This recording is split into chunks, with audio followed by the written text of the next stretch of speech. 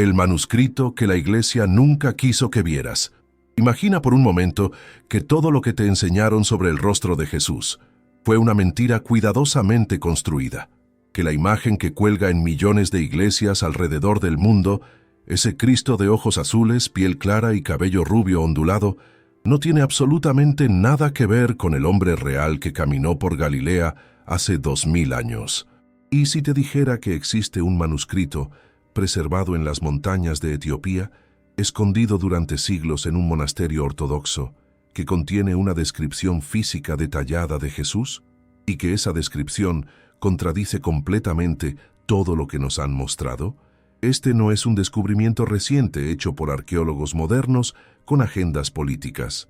No, este manuscrito ha estado allí desde el siglo IV, cuidadosamente preservado por monjes que nunca se sometieron al control de Roma, que nunca permitieron que el Vaticano reescribiera su historia.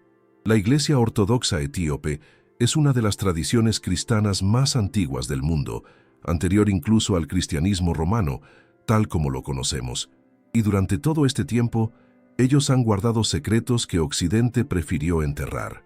Según los registros preservados en estos monasterios, declarados Patrimonio de la Humanidad por la UNESCO, los primeros discípulos dejaron descripciones físicas muy específicas del Maestro, descripciones que fueron deliberadamente ignoradas, modificadas y finalmente prohibidas cuando el cristianismo se convirtió en la religión oficial del Imperio Romano. ¿Por qué? Porque la verdadera apariencia de Jesús no servía a los intereses políticos de Roma. No encajaba con la narrativa que necesitaban construir para conquistar Europa. No podía ser usado como herramienta de dominación si su rostro recordaba constantemente que él no era europeo, que no era blanco, que no pertenecía a la cultura que ahora intentaba apropiarse de su legado. Las tradiciones coptas etíopes preservaron manuscritos ilustrados que muestran a Jesús con características completamente diferentes a las que conocemos. Piel oscura, cabello negro y rizado, rasgos semíticos pronunciados. Un hombre que se parecía a los judíos galileos de su época, no a un modelo renacentista italiano. Y aquí está lo verdaderamente perturbador. Cuando estos manuscritos fueron mostrados a teólogos occidentales en el siglo XIX, la reacción no fue de interés académico o curiosidad histórica, fue de pánico institucional. Porque si la imagen de Cristo que habían vendido al mundo durante más de 1000 años resultaba ser una fabricación política, ¿qué más de la narrativa oficial era mentira?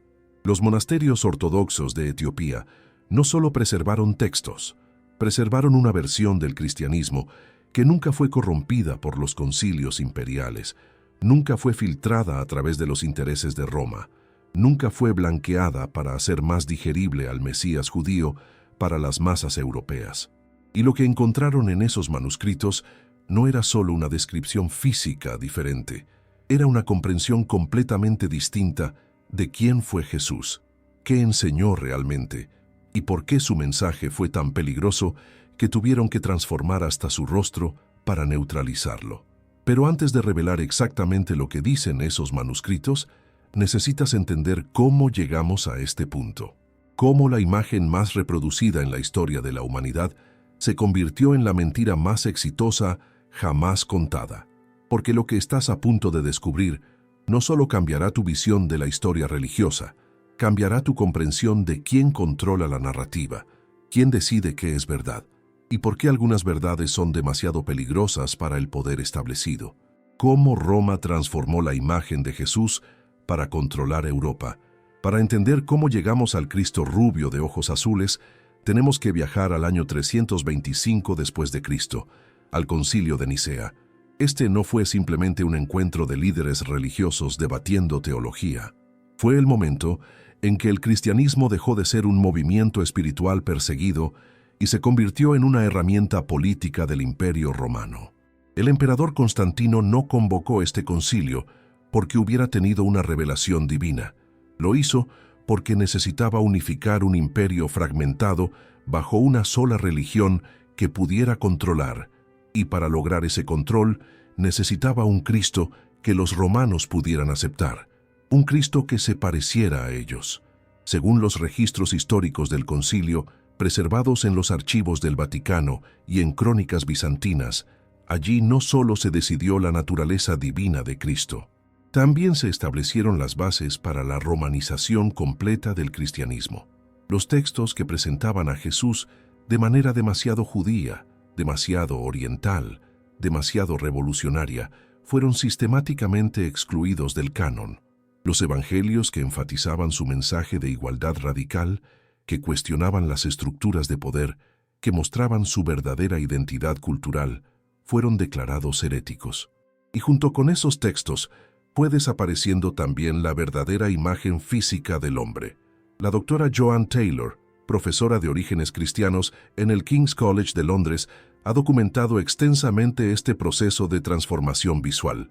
Según sus investigaciones publicadas en prestigiosas revistas académicas, el arte cristiano primitivo de los primeros 3 siglos muestra una diversidad de representaciones de Cristo, muchas de ellas con características claramente semíticas.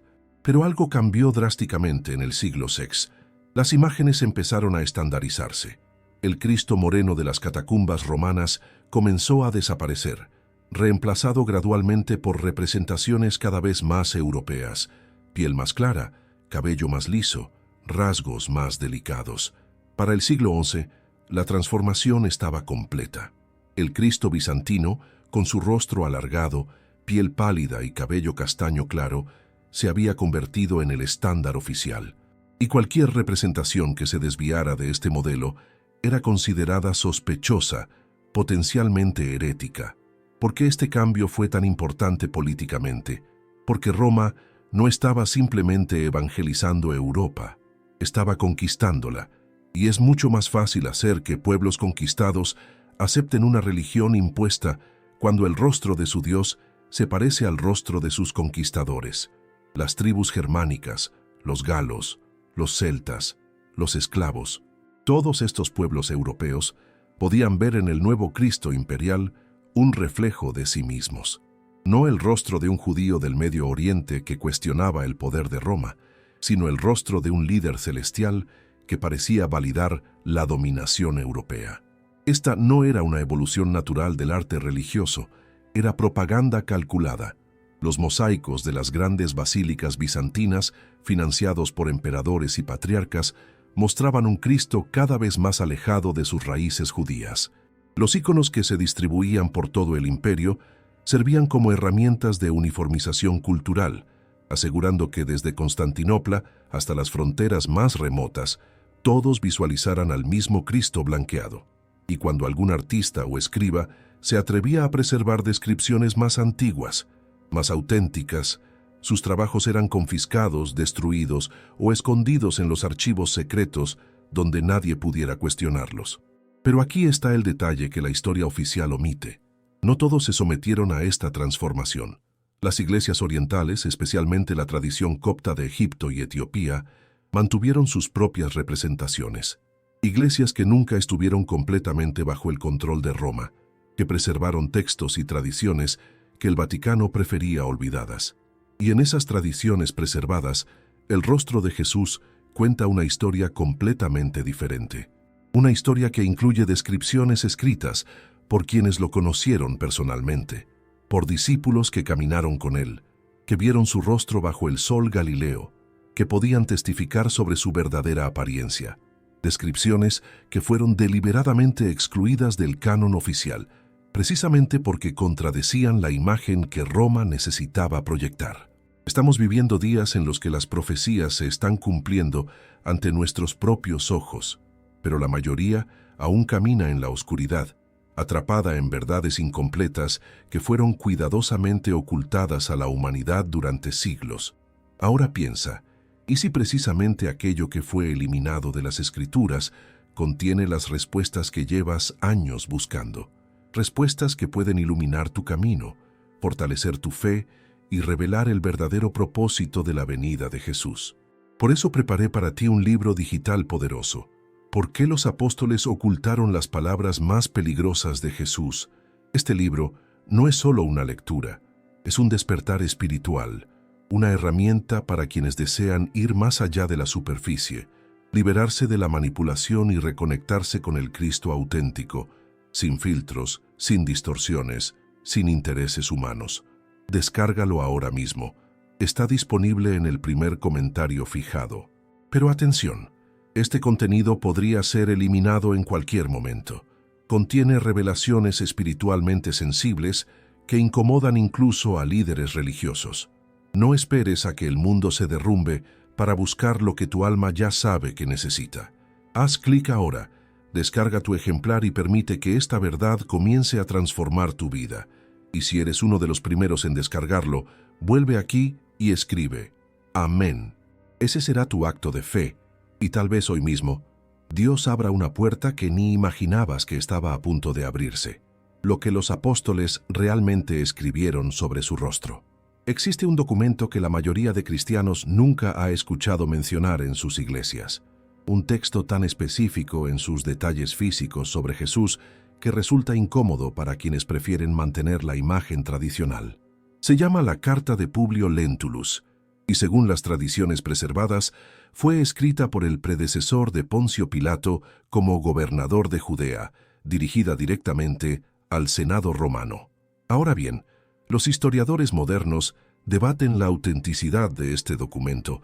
Algunos lo consideran apócrifo del siglo XIII, pero aquí está lo fascinante. Incluso si fue escrito siglos después, se basaba claramente en tradiciones orales y descripciones muy antiguas que circulaban en las primeras comunidades cristianas.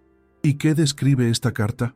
Un hombre de estatura mediana, con cabello del color de una nuez madura, liso hasta las orejas pero rizado desde allí hacia los hombros, barba abundante del mismo color, dividida en el medio, ojos grises azulados, penetrantes, piel bronceada por el sol, como correspondería a alguien que pasaba sus días predicando al aire libre en el clima mediterráneo. Nada de piel pálida europea, nada de ojos azul cielo, nada de cabello rubio flotante. Pero esta no es la única descripción antigua que tenemos. En las Actas de Pilato, un texto también considerado apócrifo, pero claramente basado en tradiciones primitivas, aparecen referencias al aspecto físico de Jesús durante su juicio. Según estos escritos preservados, los testigos lo describían como un hombre de apariencia común para su región, sin características que lo distinguieran extraordinariamente de otros judíos galileos. Esto es significativo, porque si Jesús hubiera tenido la apariencia europea que nos muestran las pinturas, habría destacado inmediatamente en Judea del siglo I. Habría sido imposible que se mezclara entre las multitudes, que sus discípulos tuvieran que identificarlo con un beso en Getsemaní. Si realmente hubiera sido rubio de ojos azules en medio de Galilea, Judas no habría necesitado señalarlo. Habría sido la única persona con esa apariencia en kilómetros a la redonda. El Evangelio de Pedro, encontrado en fragmentos en Oxirrinco, Egipto, contiene pasajes que fueron excluidos del canon oficial precisamente porque presentaban detalles demasiado específicos, demasiado humanos, demasiado terrenales sobre Jesús. En estos fragmentos se menciona que tenía el aspecto de los hijos de Israel, una frase que puede parecer obvia, pero que fue sistemáticamente evitada en los evangelios canónicos, porque reconocer explícitamente su judaísmo físico completo contradecía la narrativa de universalización que Roma necesitaba. Los manuscritos de Nag Hammadi, descubiertos en 1945 en Egipto, contienen evangelios gnósticos que también hacen referencias al aspecto físico de Jesús. El Evangelio de Tomás, aunque más enfocado en enseñanzas espirituales, menciona en varios pasajes la forma en que Jesús se presentaba ante sus discípulos. Estos textos fueron enterrados intencionalmente alrededor del siglo IV, justo cuando el cristianismo romano estaba consolidando su poder. Alguien, probablemente monjes que veían venir la censura imperial, decidió preservar estos escritos escondiéndolos en jarras de barro selladas. ¿Por qué hacer eso? Si no temían que fueran destruidos, porque sabían que el cristianismo oficial estaba eliminando sistemáticamente cualquier texto que no se ajustara a la narrativa aprobada por los concilios, y las descripciones físicas de Jesús, que lo mostraban claramente como un hombre del Medio Oriente, eran parte de esa purga. La iglesia primitiva tenía un problema: cómo hacer que un judío del siglo I resultara aceptable para un imperio que despreciaba a los judíos. La solución fue simple pero efectiva: transformar gradualmente su imagen hasta que ya no pareciera judío en absoluto. Y para el momento en que el arte medieval europeo dominaba la representación religiosa, la transformación estaba completa. El Jesús histórico había sido completamente reemplazado por una versión idealizada que servía mejor a los intereses del poder, pero las descripciones originales nunca desaparecieron completamente. Fueron preservadas en márgenes de manuscritos, en tradiciones orales de comunidades remotas, en textos que escaparon a la censura oficial, y ahora, casi 2000 años después, esas descripciones están emergiendo de nuevo, desafiando siglos de manipulación visual. ¿Alguna vez habías escuchado sobre estas descripciones físicas de Jesús en textos antiguos? Cuéntame en los comentarios. Me fascina conocer qué tanto saben los verdaderos buscadores de la verdad como tú. Tu experiencia puede iluminar a otros que recién despiertan a estas revelaciones. ¿Cómo lucía realmente un judío del siglo I en Galilea? Olvidemos por un momento las pinturas, los íconos y las estatuas. Volvamos a la evidencia pura y dura de la antropología, la arqueología y la ciencia forense. ¿Cómo lucía realmente un judío galileo promedio en el siglo I? El doctor Richard Neve, antropólogo forense de la Universidad de Manchester, dedicó años a responder precisamente esta pregunta. Usando cráneos de la época encontrados en excavaciones arqueológicas en Israel y aplicando las más avanzadas técnicas de reconstrucción facial forense, su equipo creó una representación del rostro típico de un hombre de esa región y período. Los resultados fueron publicados en revistas científicas y causaron controversia inmediata. El rostro reconstruido mostraba un hombre con piel oscura bronceada por el sol implacable del Medio Oriente. Cabello negro, corto y rizado, no largo y ondulado como en las pinturas europeas. Nariz prominente, típica de poblaciones semíticas. Ojos oscuros, probablemente marrones. Complexión robusta, producto de años de trabajo físico como carpintero antes de su ministerio. Nada, absolutamente nada en esa reconstrucción se parecía al Cristo europeo de las catedrales. Y aquí está lo que muchos no entienden. Jesús no era excepcional físicamente. Los evangelios no mencionan su apariencia porque no había nada excepcional que mencionar. Se veía exactamente como lo que era: un judío de clase trabajadora de Galilea. Los estudios genéticos de poblaciones mediterráneas del siglo I confirman esto. Los judíos de esa época tenían características físicas muy específicas, resultado de siglos de adaptación al clima y de patrones de migración bien documentados. Piel que variaba entre oliva oscura y marrón, dependiendo de la exposición al sol. Cabello negro o castaño muy oscuro, generalmente rizado o ondulado. Estatura promedio de 1,65 metros, considerablemente más baja que los estándares europeos modernos. Complexión muscular por el trabajo manual constante. El profesor de estudios bíblicos en la Universidad de Duke, Mark Goodacre, ha señalado algo crucial en sus investigaciones. Si Jesús hubiera tenido una apariencia física excepcional de cualquier tipo, los evangelios lo habrían mencionado. La literatura antigua siempre destacaba las características físicas inusuales de personajes importantes. El silencio de los evangelios canónicos sobre su apariencia es, paradójicamente, la evidencia más fuerte de que lucía completamente ordinario para su contexto cultural. Pero hay más evidencia que podemos considerar. Las investigaciones arqueológicas en Nazaret y las aldeas circundantes de Galilea han revelado mucho sobre la vida cotidiana del siglo I. Las personas trabajaban mayormente al aire libre, bajo un sol intenso. No existían los protectores solares, ni la cultura de evitar la exposición solar.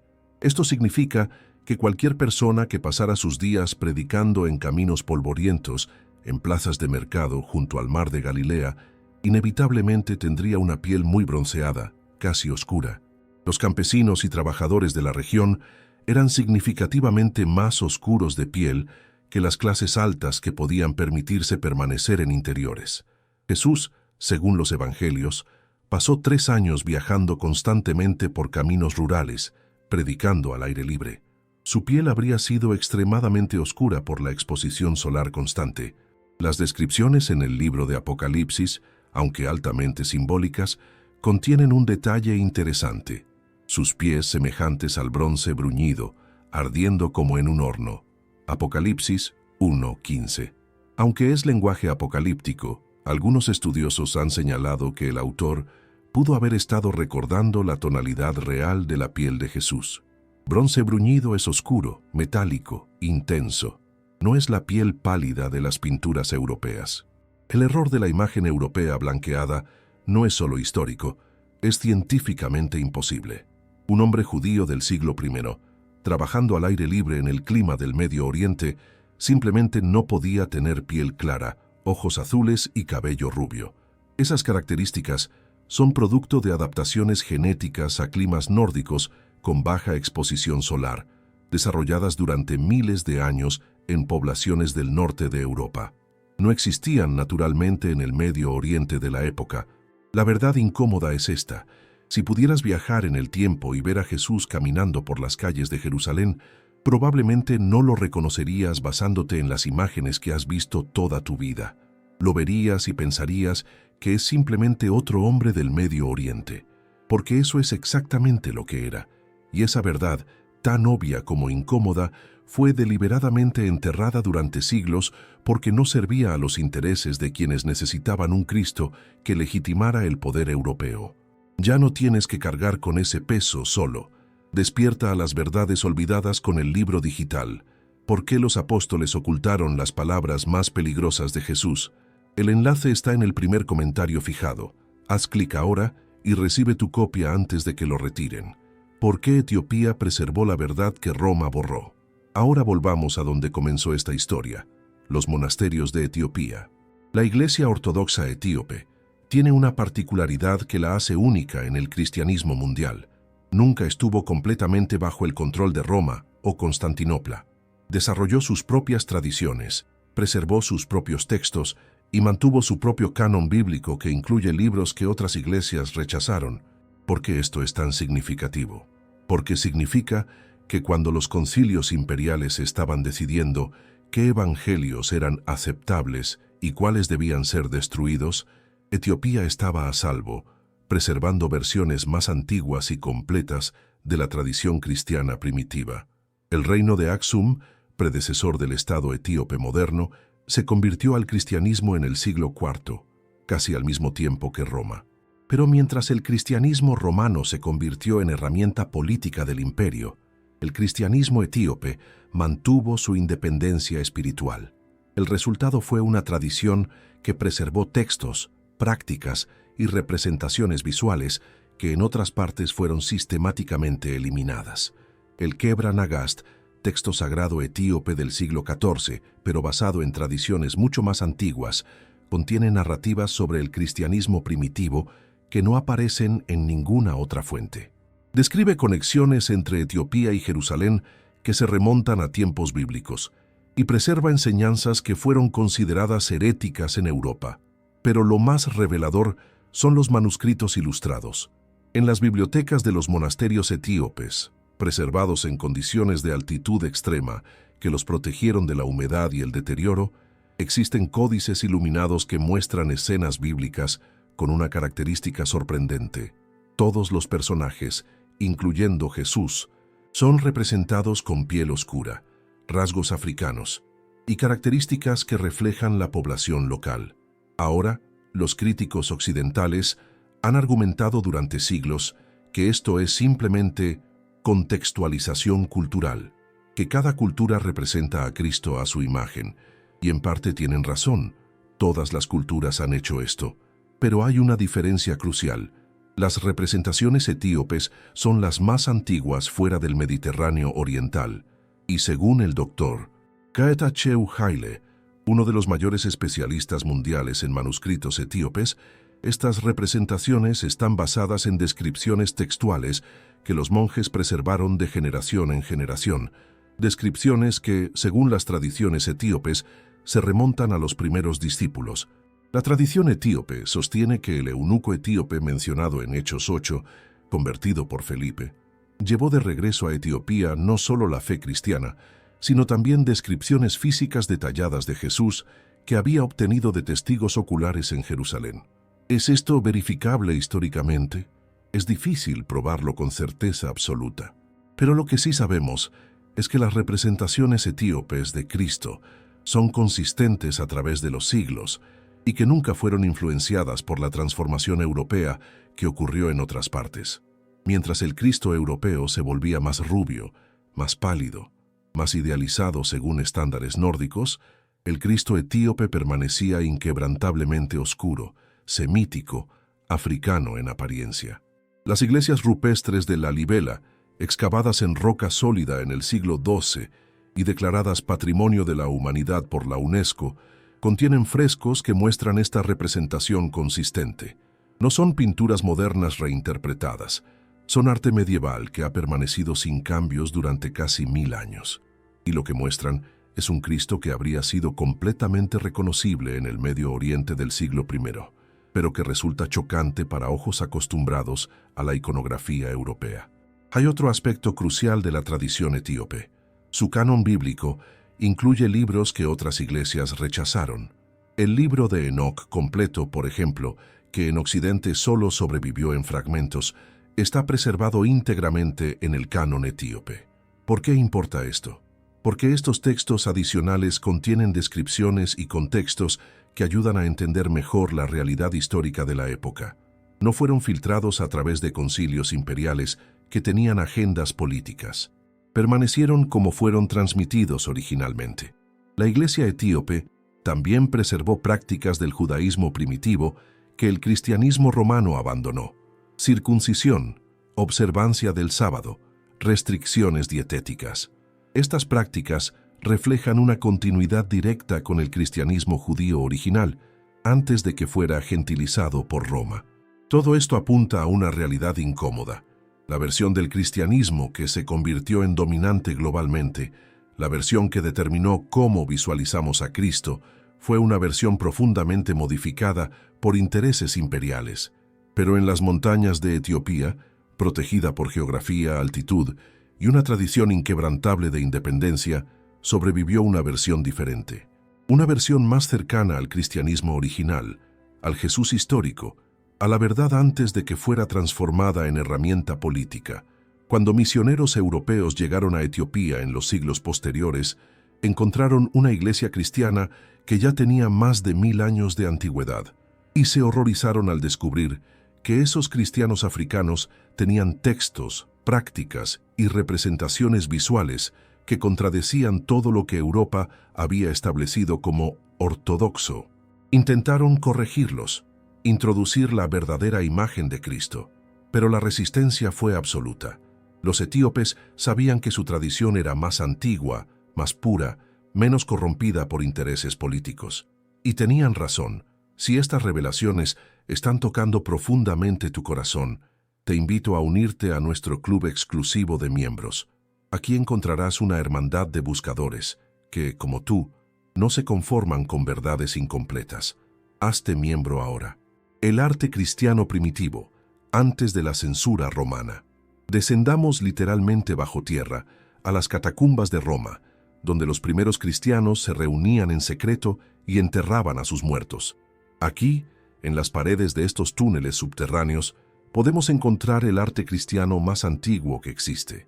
Pinturas y grabados hechos antes de que Constantino hiciera del cristianismo la religión oficial, antes de que los artistas imperiales impusieran estándares uniformes, antes de la censura, y lo que encontramos en las catacumbas de San Calixto, Santa Priscila y San Sebastián es revelador. Las primeras representaciones de Cristo no muestran su rostro con detalle fotográfico como las pinturas posteriores. Son más simbólicas, más esquemáticas. Pero las características que sí aparecen son consistentes: cabello oscuro, piel morena, rasgos que coinciden con poblaciones mediterráneas orientales.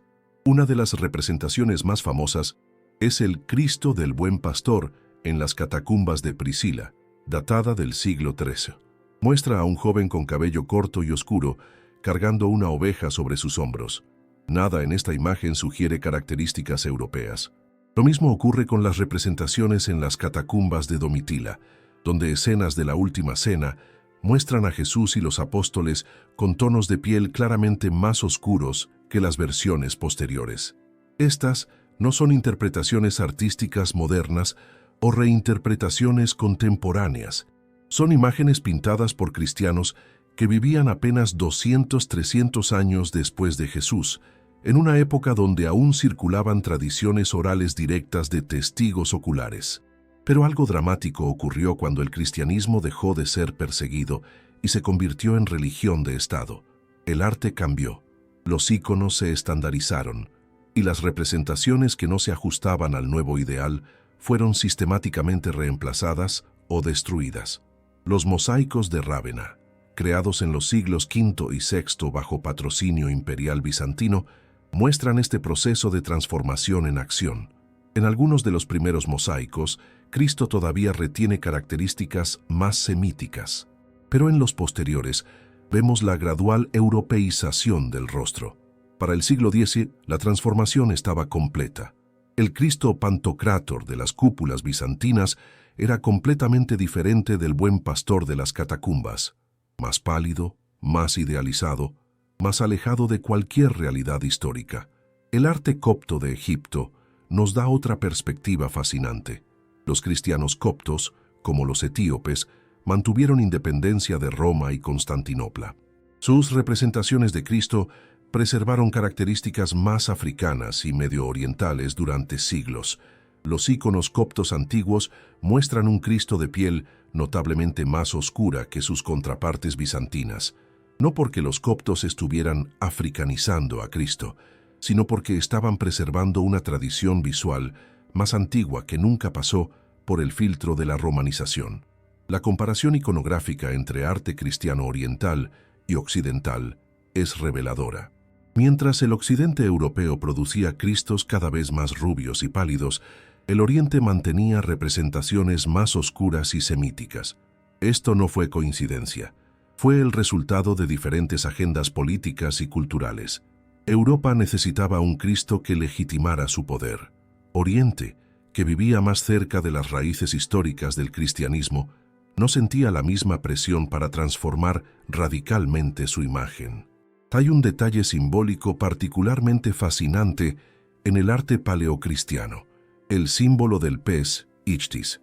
Este símbolo era usado por los primeros cristianos precisamente porque era ambiguo, no revelaba directamente identidad cristiana en tiempos de persecución. Pero cuando observamos cómo este símbolo fue representado en diferentes regiones, encontramos variaciones interesantes. En algunas catacumbas orientales, el pez está acompañado de inscripciones en arameo o hebreo, lenguas judías. En catacumbas occidentales, estas inscripciones fueron posteriormente borradas o reemplazadas por latín. Un pequeño detalle, pero significativo, muestra el esfuerzo consciente por desjudaizar el cristianismo visual, por eliminar cualquier rastro que conectara demasiado directamente a Cristo con sus raíces judías. Las primeras representaciones de la crucifixión también son reveladoras. En el arte más antiguo, la cruz es mostrada como instrumento de tortura romana brutal, y Cristo aparece sufriendo intensamente. Pero gradualmente, especialmente en arte patrocinado por autoridades imperiales, la crucifixión se volvió más limpia, más idealizada, menos judía en su brutalidad, porque reconocer la brutalidad romana contra un judío inocente era incómodo para un imperio que ahora afirmaba ser heredero legítimo de su legado. Todo en el arte cristiano, desde los colores usados hasta las composiciones espaciales, fue siendo gradualmente ajustado para servir a una narrativa específica. Cristo como fundador del poder europeo cristiano, no como profeta judío ejecutado por Roma. Y las primeras imágenes, las que contradecían esta narrativa, fueron quedando enterradas, literalmente, en catacumbas olvidadas, figurativamente, en el olvido institucional. Ya no tienes que cargar con ese peso solo. Despierta a las verdades olvidadas con el libro digital. ¿Por qué los apóstoles ocultaron las palabras más peligrosas de Jesús? El enlace está en el primer comentario fijado. Haz clic ahora y recibe tu copia antes de que lo retiren.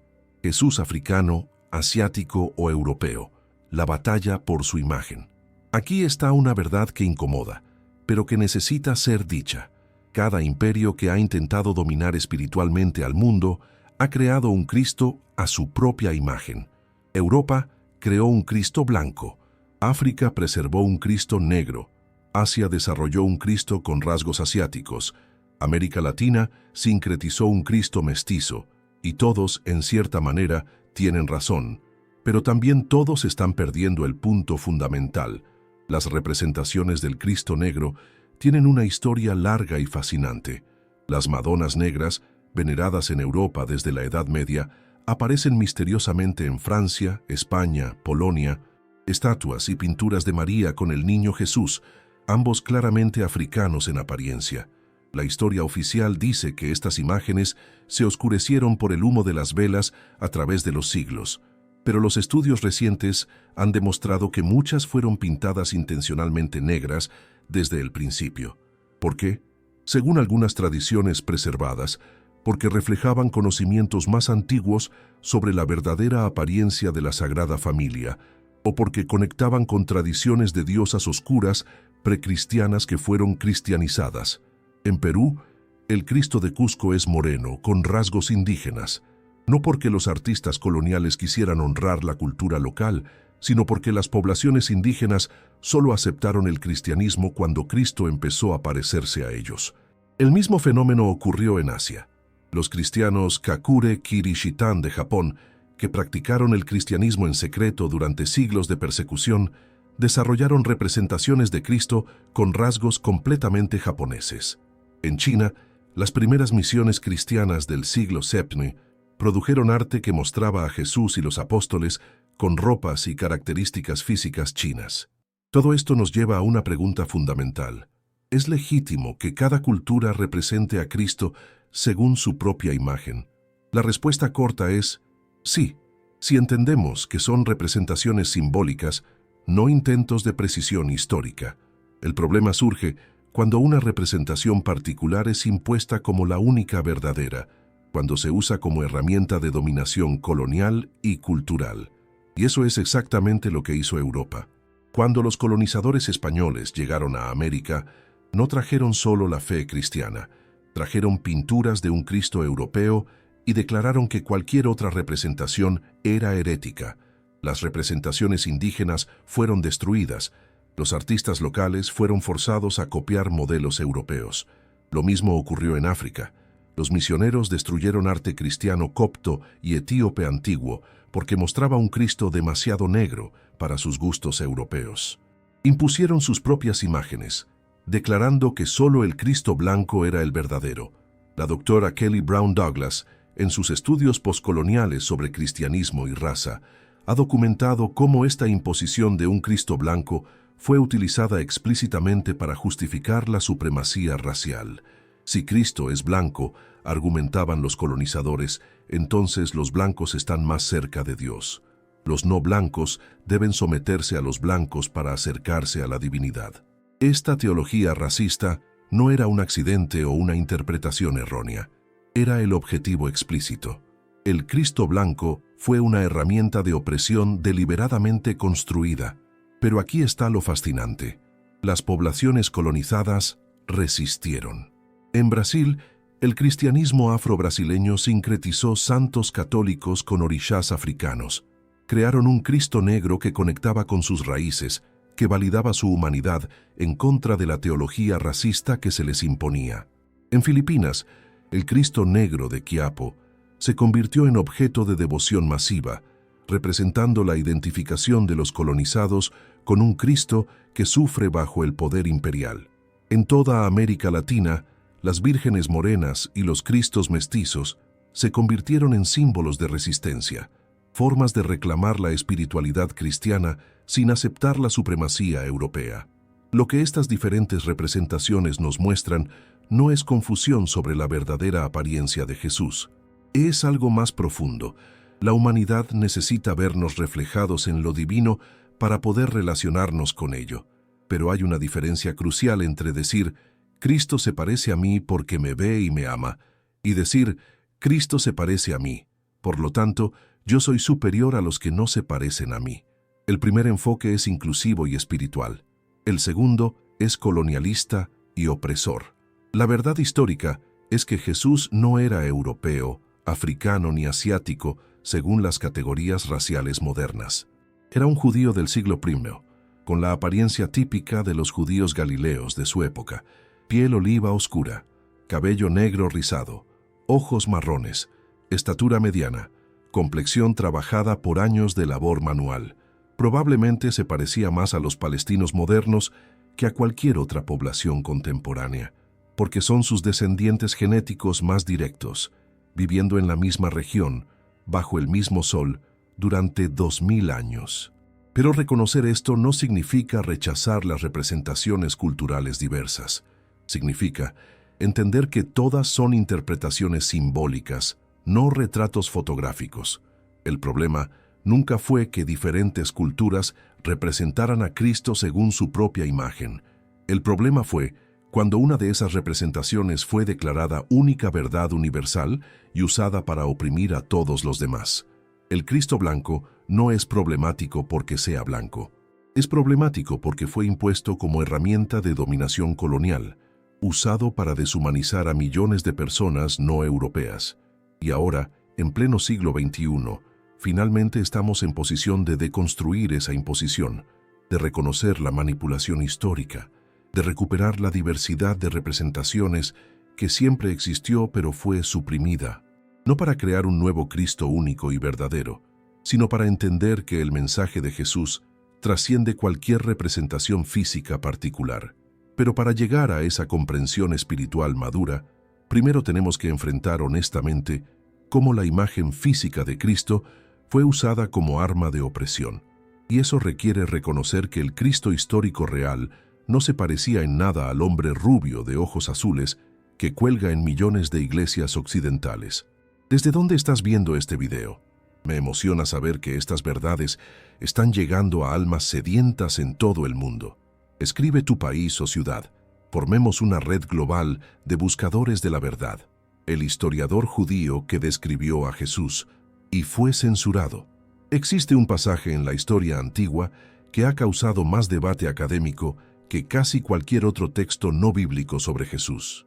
Se llama el Testimonium Flavianum y aparece en las antigüedades judías escritas por Flavio Josefo alrededor del año 93-94 después de Cristo. Flavio Josefo no era cristiano. Era un historiador judío que escribía para audiencias romanas. Su trabajo es considerado una de las fuentes históricas más importantes sobre el judaísmo del siglo I, y en su obra menciona a Jesús. Pero aquí está el problema. El pasaje que ha llegado a nosotros ha sido claramente alterado por copistas cristianos medievales.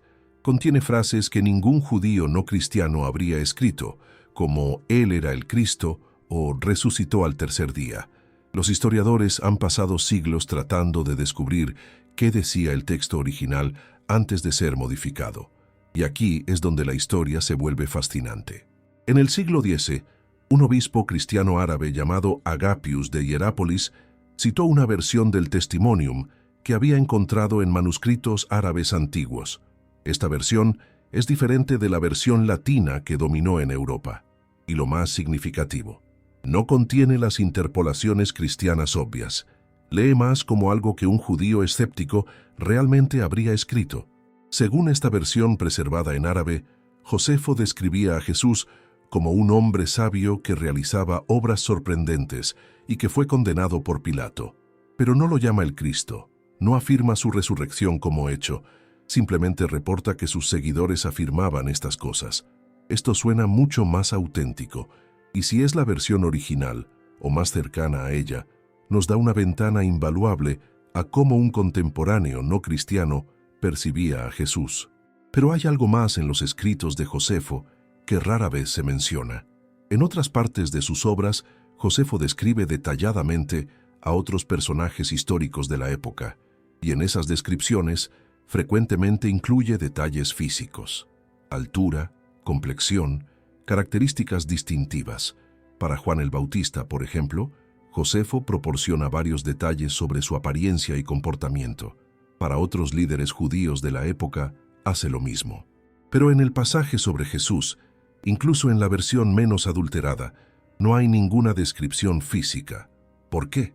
Algunos académicos argumentan que esto es evidencia de que el pasaje completo es una interpolación posterior, que Josefo nunca escribió sobre Jesús en absoluto. Otros sugieren que la descripción física estaba en el original, pero fue removida intencionalmente por copistas medievales porque contradecía la imagen que querían preservar. Si Josefo describió a Jesús como un judío galileo típico, sin características físicas excepcionales, eso no servía a los intereses de la Iglesia medieval, que estaba promoviendo una imagen cada vez más idealizada y europeizada, así que esas líneas fueron eliminadas, y lo que nos quedó fue un pasaje editado que menciona a Jesús, pero convenientemente omite cualquier detalle físico que pudiera contradecir la narrativa oficial. La versión árabe preservada por Agapius es significativa no solo por lo que dice, sino por el hecho de que sobrevivió fuera del sistema de copia de manuscritos controlado por la Iglesia europea. En el mundo árabe medieval, los textos antiguos fueron preservados y traducidos con menos censura religiosa que en Europa cristiana.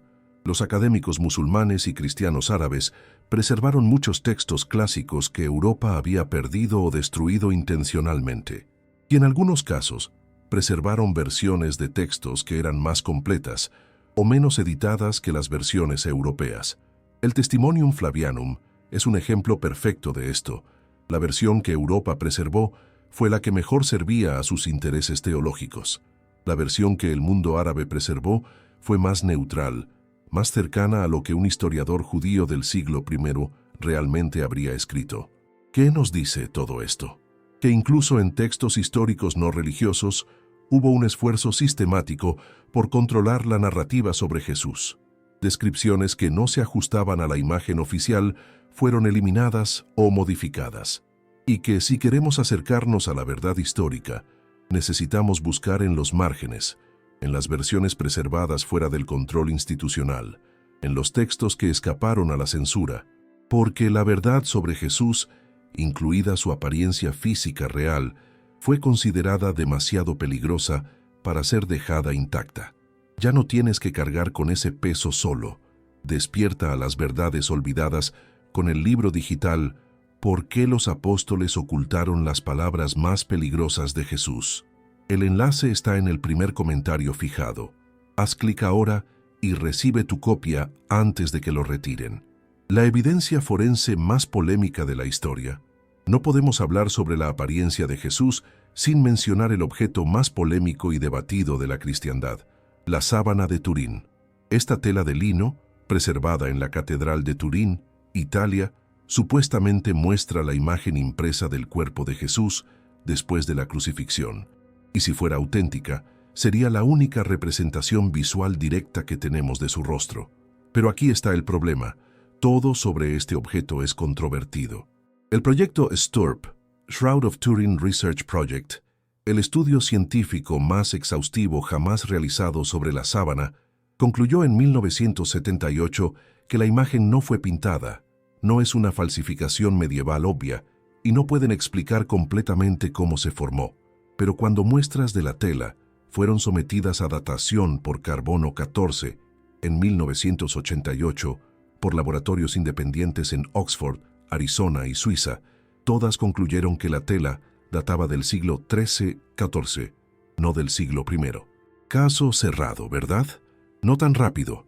Los defensores de la autenticidad argumentan que las muestras fueron tomadas de áreas de la tela que habían sido reparadas en la Edad Media, contaminando los resultados, que hay evidencia de polen del Medio Oriente en la tela, que características de la crucifixión mostradas en la imagen son históricamente precisas para el siglo I, pero no eran conocidas en la Edad Media.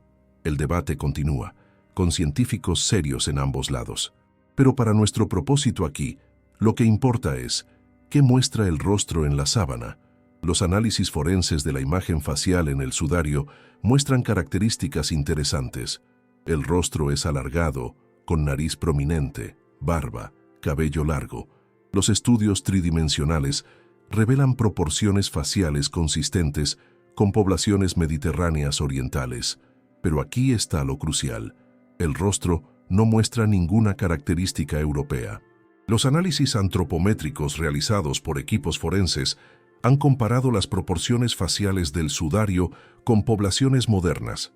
Las conclusiones apuntan consistentemente hacia características semíticas del Medio Oriente, no europeas. Si la sábana fuera una falsificación medieval, esperaríamos ver el rostro idealizado europeo que dominaba el arte de esa época. Pero no es lo que vemos. El doctor Pierluigi Baima Boglione, profesor de medicina legal que ha estudiado extensamente el sudario, ha señalado que las características faciales son consistentes con lo que esperaríamos de un judío del siglo I, incluyendo detalles que un falsificador medieval probablemente no habría conocido. Pero aquí está el detalle que la Iglesia raramente enfatiza. Si aceptamos el rostro del sudario como auténtico, entonces tenemos que aceptar que Jesús lucía muy diferente de las representaciones tradicionales europeas. La piel, según análisis de la imagen, habría sido oscura. Los rasgos faciales son claramente semíticos. La estructura ósea es consistente con poblaciones del Medio Oriente. Nada en el rostro del sudario se parece al Cristo rubio de ojos azules de las pinturas europeas. Y esto crea un dilema interesante para la Iglesia.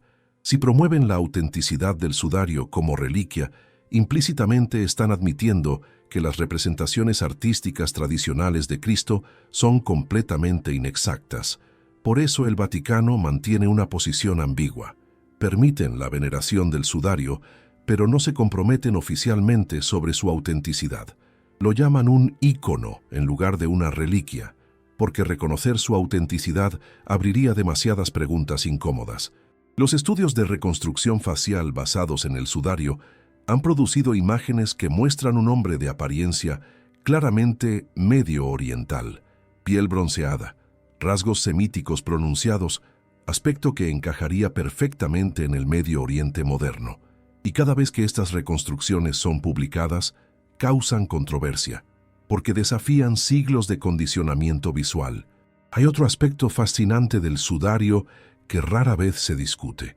Las características de la crucifixión que muestra son extremadamente específicas y consistentes con la práctica romana del siglo I, pero no con las representaciones medievales de la crucifixión. Por ejemplo, los clavos atraviesan las muñecas, no las palmas. Los artistas medievales siempre mostraban los clavos en las palmas porque creían que allí habían sido colocados. Solo la investigación médica moderna demostró que los clavos tenían que haber atravesado las muñecas para soportar el peso del cuerpo. Si el sudario es una falsificación medieval, el falsificador tuvo conocimientos médicos forenses que no existían en su época. Esto no prueba autenticidad, pero hace la falsificación mucho más difícil de explicar. ¿Es el sudario de Turín auténtico? Honestamente no lo sabemos con certeza. La ciencia no ha llegado a un consenso definitivo. Pero lo que sí sabemos es esto. Si es auténtico, confirma que Jesús lucía muy diferente de cómo ha sido representado en el arte occidental. Y si es una falsificación, entonces alguien en la Edad Media creó intencionalmente una imagen de Cristo que contradecía todas las representaciones artísticas de la época, mostrándolo con características claramente medio orientales.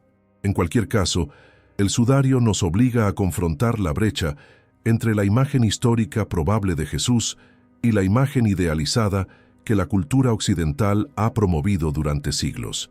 Y esa confrontación es incómoda para quienes han invertido en mantener la imagen tradicional. ¿Has escuchado hablar de la sábana de Turín? ¿Crees que es auténtica o un fraude medieval? Comparte tu opinión. Quiero conocer qué piensa esta comunidad de buscadores sobre esta evidencia tan controversial. Isaías 53. La descripción profética que nadie te contó. Hay un pasaje en el libro del profeta Isaías que los predicadores cristianos citan constantemente para probar que Jesús era el Mesías prometido. Isaías 53, el capítulo del siervo sufriente. Pero hay un versículo específico en ese capítulo que rara vez escuchas mencionado en sermones. El versículo 2. Creció delante de él como renuevo tierno, como raíz de tierra seca. No tenía apariencia ni hermosura. Lo vimos, mas sin atractivo alguno para que lo deseáramos. Leí eso de nuevo despacio. Sin atractivo alguno para que lo deseáramos. El texto hebreo es aún más contundente. La frase lo toar lo literalmente significa sin forma hermosa, sin apariencia atractiva.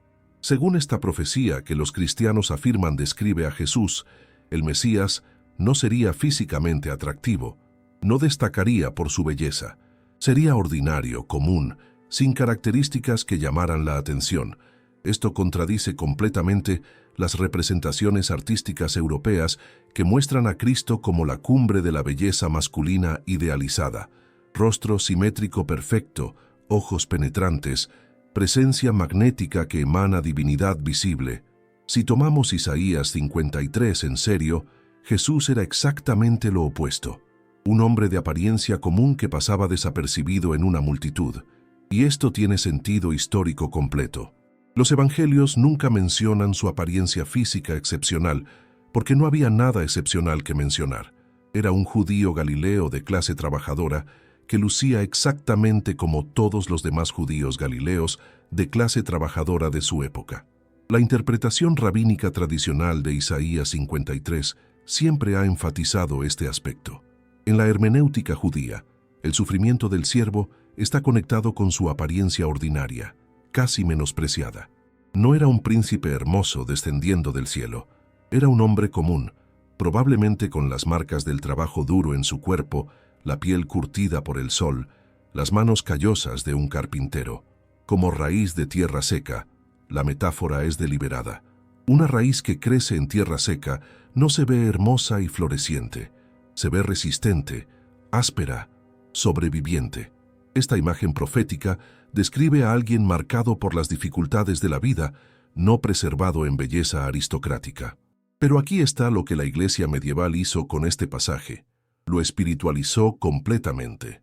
Sin atractivo, fue reinterpretado como rechazado espiritualmente por el pueblo, no como una descripción física real. La falta de hermosura fue convertida en metáfora de su humildad espiritual, no en descripción literal de su apariencia. ¿Por qué este cambio interpretativo? Porque para el momento en que el cristianismo se había convertido en religión de la aristocracia europea, la idea de un Cristo físicamente común, de apariencia trabajadora, era inaceptable. Los reyes y nobles cristianos necesitaban un Cristo que luciera como un rey. Los artistas patrocinados por la Iglesia necesitaban crear imágenes que inspiraran devoción a través de belleza idealizada. Un Cristo común, sin atractivo físico particular, no servía a estos propósitos. Los manuscritos del Mar Muerto, descubiertos en Qumrán, contienen copias de Isaías que datan de antes de Cristo. Y el texto de Isaías 53:2 es idéntico en esos manuscritos antiguos a lo que tenemos hoy. Esto confirma que no fue una adición posterior o una modificación. El texto original definitivamente describía al Mesías como alguien sin apariencia particularmente atractiva. Y los primeros cristianos judíos habrían entendido esto literalmente, porque encajaba con el Jesús que conocían o del que habían escuchado testimonios directos. Era cuando el cristianismo se expandió a audiencias gentiles que nunca habían visto a Jesús, nunca habían conocido a testigos oculares, que la imagen comenzó a transformarse. Hay un principio teológico importante aquí que a menudo se pierde. La encarnación de Dios en forma humana ordinaria, común, sin glamour, es más profunda que una encarnación en forma de belleza excepcional. Si Jesús hubiera sido extraordinariamente hermoso, su mensaje de que Dios valora a todos por igual, no por apariencias externas, habría sido menos poderoso. Su apariencia común era parte de su mensaje. Dios eligió manifestarse en la forma más ordinaria posible para demostrar que la divinidad no necesita vestiduras de belleza externa. Pero esa profundidad teológica se perdió cuando el cristianismo se convirtió en herramienta de poder. Los poderosos no quieren un Dios común, quieren un Dios que refleje su propia magnificencia. Así que transformaron al Cristo común profetizado en Isaías en el Cristo idealizado del arte imperial, y en ese proceso perdieron algo fundamental del mensaje original. El verso siguiente en Isaías 53 dice: «Fue despreciado y rechazado por los hombres, varón de dolores y familiarizado con el sufrimiento». Un hombre así, en el contexto del siglo I, no habría sido un aristócrata de piel pálida, Habría sido alguien marcado por el trabajo, por la vida dura, por el sol implacable. Alguien que los poderosos despreciarían no solo por su mensaje, sino también por su clase social visible en su apariencia física. Esta es la verdad que Isaías 53 nos revela, si estamos dispuestos a leerlo sin el filtro de 2000 años de idealización artística, cómo Miguel Ángel, Da Vinci y Rafael crearon el Jesús falso. Hablemos ahora del momento en que la transformación de la imagen de Cristo alcanzó su forma más extrema, el Renacimiento italiano. Los siglos XV y XVI vieron la creación de las representaciones más icónicas de Cristo en la historia del arte occidental. La Capilla Sixtina de Miguel Ángel, la Última Cena de Leonardo da Vinci, las Madonnas de Rafael. Estas obras maestras son consideradas cumbres de la creatividad humana, y lo son. Son técnicamente brillantes, compositivamente perfectas, emocionalmente poderosas, pero también son completamente falsas en su representación histórica. Y lo fascinante es que los artistas lo sabían. No estaban tratando de crear retratos históricamente precisos. Estaban creando propaganda religiosa encargada y financiada por los papas más poderosos de la historia. Tomemos La Última Cena de Leonardo da Vinci, pintada entre 1495 y 1498. Jesús y los 12 apóstoles aparecen como italianos renacentistas aristocráticos, piel pálida, rasgos refinados europeos, sentados en una mesa con perspectiva perfecta en un salón que parece un palacio florentino. Nada, absolutamente nada en esta pintura refleja cómo habría sido realmente una cena de Pascua judía en Jerusalén del siglo I. Los comensales habrían estado reclinados en cojines en el suelo o en divanes bajos, no sentados en sillas altas como nobles europeos. La comida habría sido cordero pascual, panásimo, hierbas amargas, no los platos que Da Vinci representa. Y todos los presentes habrían sido judíos del Medio Oriente, con apariencias consistentes con esa población y época. Pero Leonardo estaba pintando para el duque de Milán, no creando un documental histórico. Su objetivo era crear una imagen que resonara emocionalmente con aristócratas italianos del siglo XV. Y funcionó. La Última Cena se convirtió en la representación visual definitiva de ese momento bíblico en la imaginación occidental. Pero hay un detalle inquietante que pocos conocen. Según algunos historiadores del arte, los modelos que Leonardo usó para pintar a Jesús y los apóstoles fueron personas reales de Milán.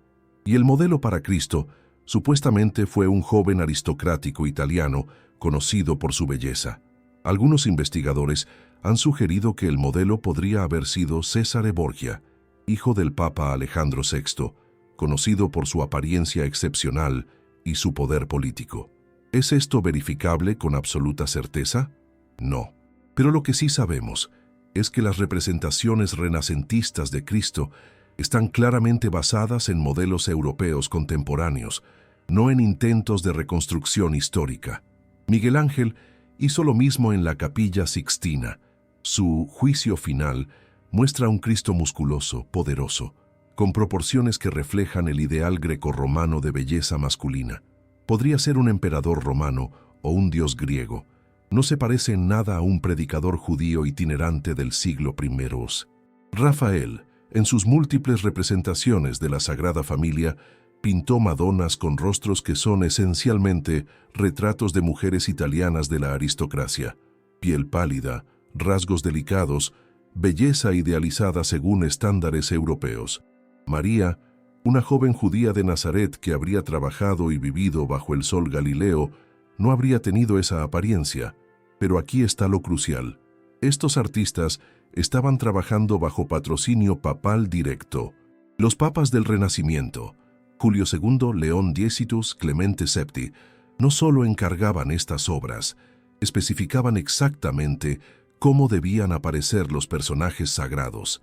El arte religioso no era expresión libre, era propaganda calculada, diseñada para reforzar el poder de la Iglesia y la legitimidad del papado. Y parte de esa propaganda era presentar a Cristo como figura que validaba el poder europeo cristiano. Un Cristo que parecía europeo, que se comportaba como un noble europeo, que encarnaba valores estéticos europeos. Los estudios de historia del arte contemporánea, particularmente el trabajo del Dr. Michael Fried y otros académicos especializados en arte religioso renacentista, han documentado extensamente cómo el mecenazgo papal controlaba la iconografía. No era sutil. Los papas tenían requisitos específicos sobre colores, composiciones y especialmente sobre cómo debían aparecer Cristo, María y los santos. Cualquier desviación era rechazada. Los artistas que insistían en representaciones que no encajaban con la visión papal no recibían comisiones, o sus obras eran destruidas. El arte se convirtió en herramienta de uniformización cultural y religiosa, y fue increíblemente efectivo.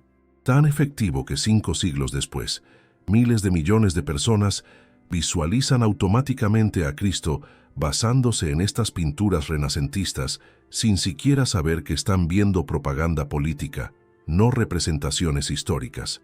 Hay un aspecto particularmente perverso de esto. Los mismos papas que encargaban estas representaciones blanqueadas de Cristo presidían la Inquisición, perseguían judíos, esclavizaban africanos y justificaban la conquista colonial de América. La imagen del Cristo blanco no era accidental, era fundamental para su proyecto de dominación. Si Cristo es blanco, entonces la cristiandad blanca europea es la forma más pura y verdadera del cristianismo. Los no blancos son inferiores no solo racialmente, sino espiritualmente. Esta lógica era explícita en la teología de la época, y el arte la reforzaba visualmente cada día.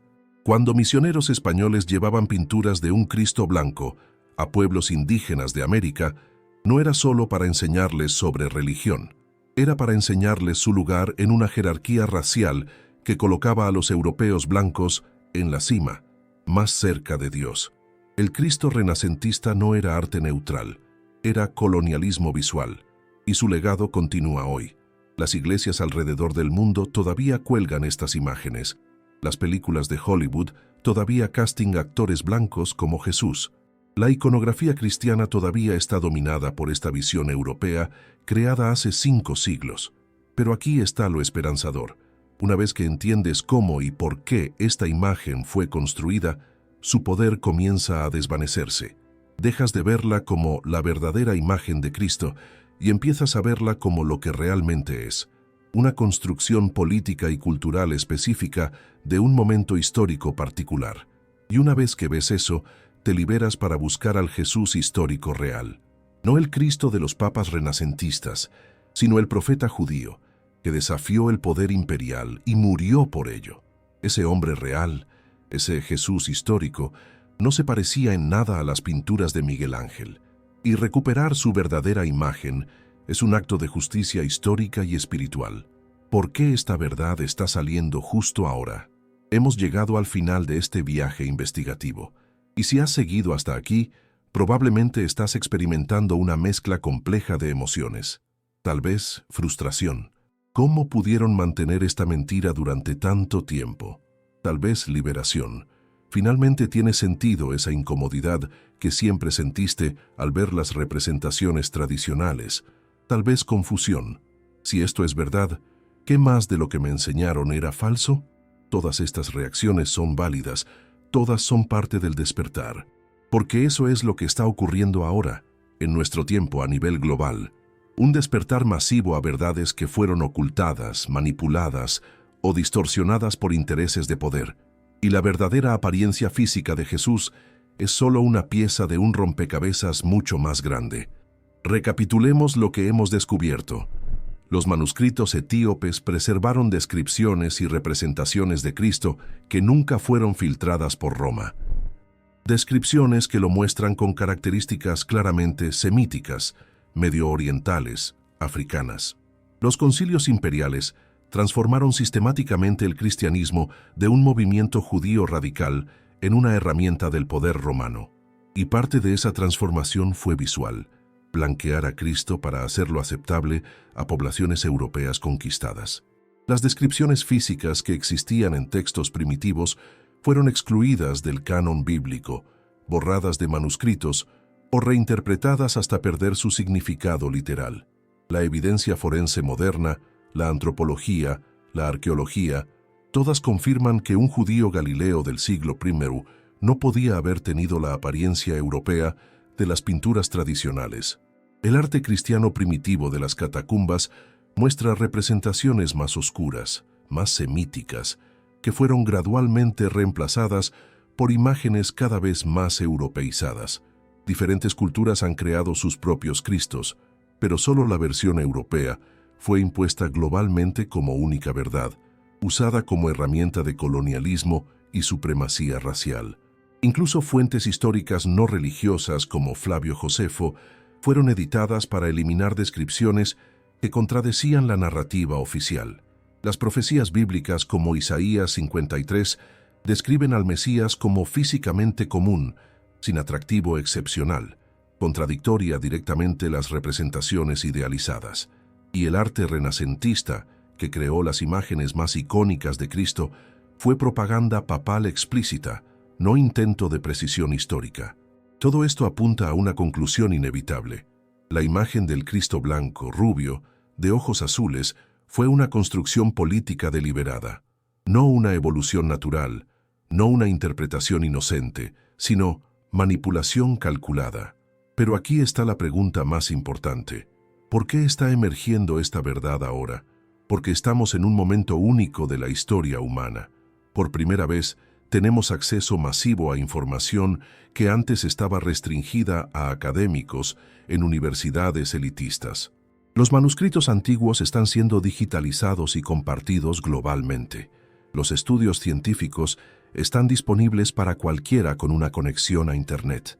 El monopolio institucional sobre el conocimiento se está desmoronando, y las poblaciones que fueron colonizadas, que tuvieron el Cristo blanco impuesto sobre ellas, ahora tienen voz global para rechazar esa imposición y reclamar su propia espiritualidad. El despertar no es solo intelectual, es profundamente espiritual. Porque cuando entiendes que te mintieron sobre algo tan fundamental como la imagen de Cristo, naturalmente comienzas a cuestionar qué más te mintieron. ¿Fue transformado su mensaje tanto como su imagen? ¿Fueron alteradas sus enseñanzas para servir al poder de la misma manera que fue alterada su apariencia? La respuesta, según la evidencia que hemos visto, es sí. El Jesús histórico fue un revolucionario judío que desafió el poder imperial romano y las estructuras religiosas corruptas. Un hombre que enseñó igualdad radical, amor sin condiciones y la presencia directa de lo divino dentro de cada ser humano. No necesitas intermediarios para conectar con Dios. No necesitas instituciones que controlen tu acceso a lo sagrado. No necesitas sacerdotes que interpreten la voluntad divina por ti. Estos fueron mensajes peligrosos en el siglo I. Siguen siendo peligrosos hoy.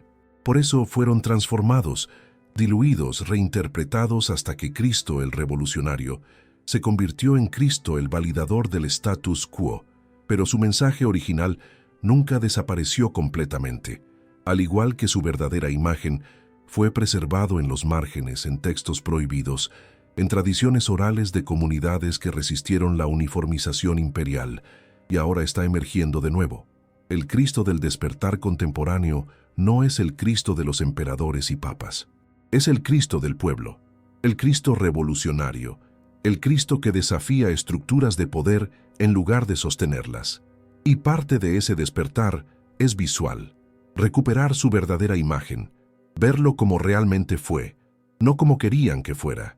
Cuando visualizas a Jesús como un judío moreno del Medio Oriente, trabajador, común en apariencia, caminando polvoriento por caminos rurales de Galilea, algo cambia. Deja de ser una figura distante, idealizada, inalcanzable. Se vuelve humano de maneras que las representaciones idealizadas nunca permitieron, y en esa humanidad recuperada, su divinidad se vuelve más accesible, no menos, porque si Dios eligió manifestarse en la forma más ordinaria posible, en el cuerpo de un trabajador judío común, entonces lo divino está accesible a todos, especialmente a los ordinarios, a los marginados, a los que el poder desprecia. Ese es el verdadero mensaje del Cristo histórico. Y recuperar su verdadera imagen es parte de recuperar ese mensaje. No se trata de cambiar un ídolo por otro, No se trata de crear una nueva imagen oficial que todos deben aceptar. Se trata de romper el poder de cualquier imagen única impuesta. Se trata de entender que Cristo trasciende todas las representaciones físicas. Pero para llegar a esa comprensión liberadora, primero tenemos que reconocer honestamente cómo la imagen física fue usada como herramienta de opresión. Y ese reconocimiento, ese despertar, está ocurriendo ahora mismo, en ti, en millones alrededor del mundo que están cuestionando, investigando, redescubriendo. La verdad siempre sale a la luz. A veces tarda siglos, pero eventualmente emerge. Y cuando emerge no puede ser contenida nuevamente. Estás viviendo ese momento. El momento en que 2000 años de manipulación visual comienzan a desmoronarse. Cuando las verdades enterradas resurgen. Cuando lo que fue robado es recuperado. No es coincidencia que estés viendo este video en este momento preciso de tu vida. Tu alma sabía que necesitabas escuchar esto, que estabas listo para esta revelación. La pregunta ahora es, ¿qué vas a hacer con esta verdad? ¿La vas a guardar para ti mismo? ¿O vas a compartirla a ser parte de este despertar global? Porque el despertar no es pasivo, requiere acción. Requiere coraje para cuestionar lo que siempre te enseñaron, para mirar más allá de las imágenes cómodas y familiares, para buscar verdades más profundas, incluso cuando son incómodas. Ese coraje está dentro de ti, por eso llegaste hasta aquí. Y hay más por descubrir, mucho más. Esta es solo la superficie de verdades que han sido ocultadas durante siglos. Suscríbete al canal y activa la campanita para no perderte ninguna revelación. No te pierdas el próximo video, donde continuaremos desentrañando verdades que han permanecido ocultas durante siglos. Y si realmente sientes el llamado a profundizar, considera unirte como miembro. Los guardianes de la verdad ya están accediendo a conocimiento que jamás podremos hacer público. Gracias por ver este video hasta el final. Tu búsqueda de la verdad te honra. Tu disposición a cuestionar te hace parte de este despertar global. Nos encontraremos en el próximo video, donde la revelación continúa. Hasta entonces, mantén tu corazón abierto y tu mente despierta. La verdad siempre vence.